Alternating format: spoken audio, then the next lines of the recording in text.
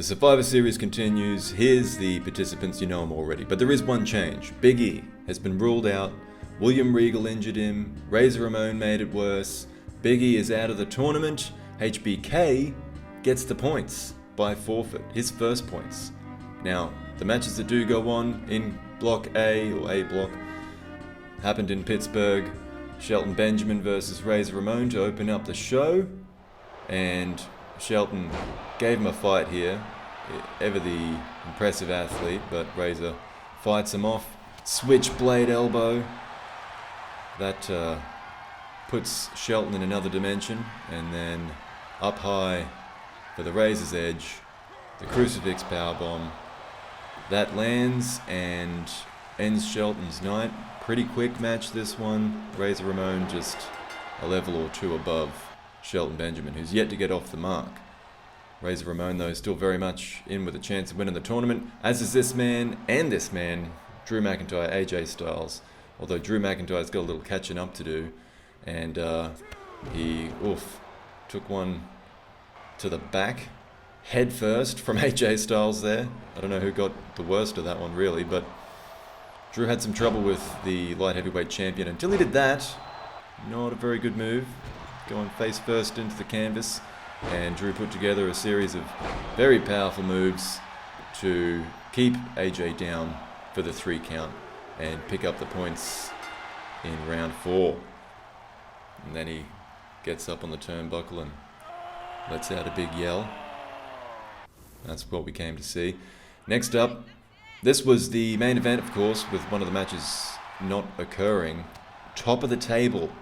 Full points for both of these guys. William Regal and The Rock both on 6 points going into this match. Who will come out on top of the group? William Regal. Dastardly. Look at this. Fighting on the outside. Using the environment to his advantage. Rock had a good start, but Regal is as devious and crafty as anyone in the business. Look at that. Oh my goodness. Right on his head on the outside. And Regal brings him back into the ring to see if he can finish the match. The Rock reverses his submission hold, tries to take Regal down, is punched away or pushed away, and then a bit of a taste of his own medicine. Regal tossed out of the ring, and Rock showing off his power there in a very... Oh, look at this! Look at the ankle. That is not supposed to go that way, and that could be the end of Regal's tournament. Haven't seen that. My goodness. Rock finishes him off quickly thereafter. So The Rock is the only one left in the A block with maximum points. That's something we're used to seeing. We're not used to seeing this, though. This was kind of strange. Don't know what was going on here. But The Rock can do amazing things. So let's have a look at the entire table. The rankings in particular. The Rock on 8, Regal and Ramon sharing the second place spot on 6, Styles and McIntyre on 4. Big E now out of the tournament. Michaels picks up his first points, having not even wrestled a match, and Benjamin yet to get off the mark. Moving on to B block. Again, there's your participants.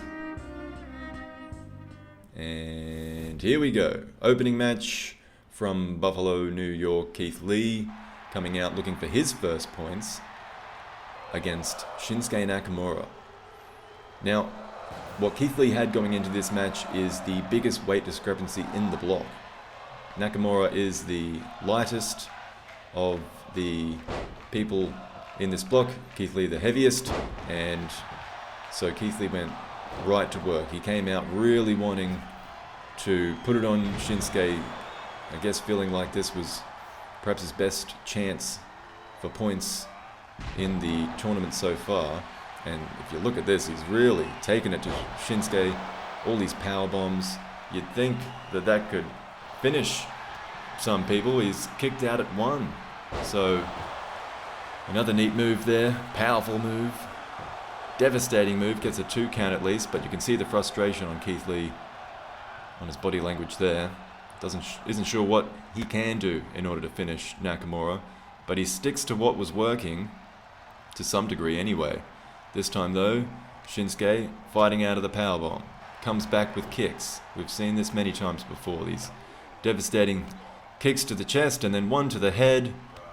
That'll knock out just about anyone. Then there's the Kinshasa, knocking down Keith Lee. That could be it. But Keith Lee kicks out. A big kick out from Keith Lee, though he's not going to survive another one. That will do him.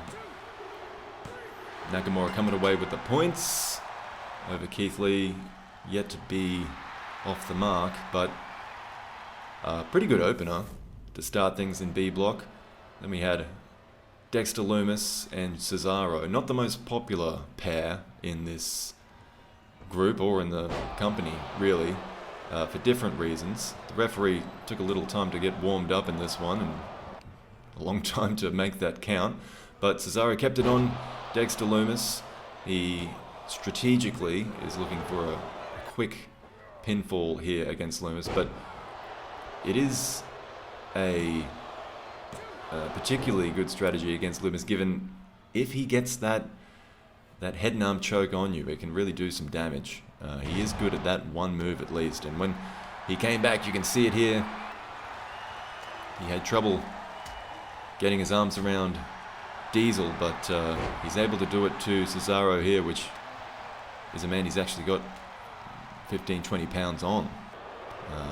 So Cesaro here, upon getting the advantage back, still keeps going for those quick wins if he can, but Lumis is on top of it so far. Comes back here, bit of desperation mode from Lumis. You can see he's kind of still a bit wobbly on his feet, but he's fired up. He goes again, this time taking Cesaro down, head and arm choke. Cesaro has to fight it off, and it's a real kind of brawler versus technician kind of match here. Cesaro, though, with his spinning throw and then the sharpshooter, puts Dexter Lumis in all kinds of trouble, and I think even he had to realize there's more matches here. No point getting injured in one match when you can take the points in the next one, so Cesaro is the one that moves to the next round with a couple of points in his back pocket. Now, Diesel comes out here to face top of the group United States champion John Cena, and this was a pretty quick match actually. Diesel got stuck into Cena early trying to use that larger size that he wields, but when he goes here, he goes for the choke slam, and that connects. And this is, I mean, Cena has been in trouble throughout this tournament despite picking up all the points. You were thinking here maybe he was about to lose pretty quickly, but he counters the jackknife powerbomb, comes back in signature style with the 5-knuckle shuffle, and upon trying to put together a comeback, it's really just out of nowhere AA here that gets the job done for Cena. Or does it? We can't see the pinfall. We can't see the pin count. It was a pinfall. Alright, he did it. So Cena here, fired up after that win. And you know what? I mean, Diesel's not the most popular character, but the fans are really starting to get behind John Cena. He's not really playing to them too much, but I mean, the run he is putting on in his debut Survivor Series is pretty special. Now, the main event was the current NWA National Champion versus a former World Heavyweight Champion, and this was fantastic because this is a mix of power and technicality between these two, and it is not a match we've seen before. These two haven't faced each other before, so it was exciting to see them lock up, and it was a back and forth affair of some pretty impressive suplexes both ways. Warrior trying to finish off Orton here with the Tiger suplex and getting pretty close, but it was just a suplex after suplex and a variation all around, just trying to outmatch their opponent, each of them. They can't be too... oh wow, a shooting star press. That could be the finish. What a finish that would be. But that's kind of the point. They're trying to be unpredictable because it's so close between them, and the technicality is such a high level. So perhaps that's the mistake Orton makes here, kind of banging his fists and whatnot, and really made the RKO easy to see coming. This one less so. Bang. Hits it. Warrior's down. And you think perhaps that's the finish, but there's still fight in the Warrior. Orton continues his assault though. Stays on top of the Ultimate Warrior with his signature offense. Goes for a Boston Crab. Wants to see him quit. Wants to see the national champion quit, but he won't. A moonsault. This guy's crazy. And yes, it was a bad choice. Orton counters it. A big slam there. A boot to the head. And then the RKO. No way to see that coming.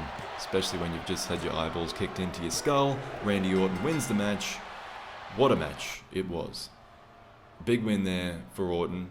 Let's have a look at the rankings here. Cena's still on top. He's undefeated as well. Cesaro and Orton share the points at 6 and 2nd place. Diesel and Nakamura on 4. Loomis and Warrior on 2. I'm just realizing this looks very similar to the A block. But as long as you're having fun watching. And thank you for doing so. Until next time, have a good one.